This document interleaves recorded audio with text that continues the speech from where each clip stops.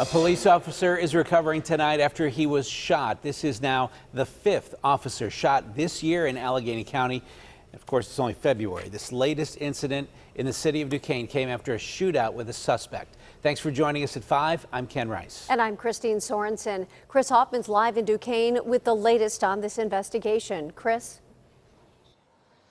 Christine and Ken, the 29-year-old officer as well as the suspect, according to Allegheny County Police, are both in stable condition. Now, for police unions, they say the situation like we saw happen here is something that's happening far too often.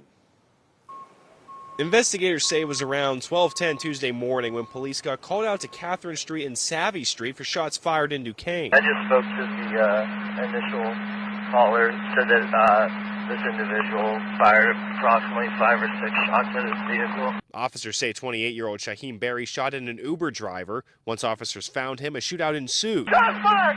Shots fired! I heard pow, pow, pow, pow, pow 5 times. I realized there was loud gunshots. The 29-year-old Duquesne officer was shot in the foot and Berry was shot in the leg. Additional police responded after Berry allegedly barricaded himself in a vacant home. Both the officer and Berry were taken to hospitals for their injuries and are in stable condition. The whole street was covered with police and ambulance. This is the 5th officer shot in Allegheny County this year. 2 officers have been killed. Police unions, like the State Troopers Association, say violence against police are up, as well as pursuits. But we are certainly seeing a rise in people fleeing from the police, thinking it is okay to commit whatever crime they did, and as long as they get away, they're fine.